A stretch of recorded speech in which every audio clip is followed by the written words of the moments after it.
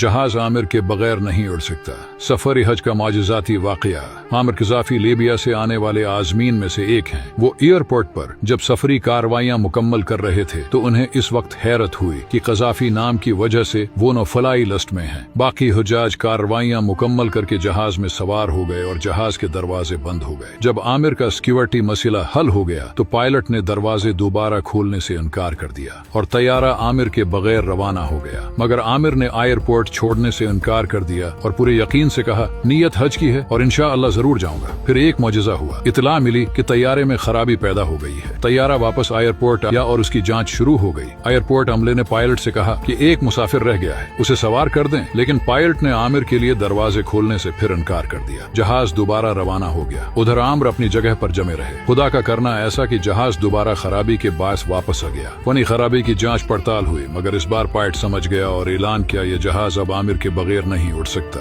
यूं आमिर आखिरकार his flight में सवार हो गए। अल्लाह ऐसा ईमान, यकीन और तड़प हमें भी दे। आमीन।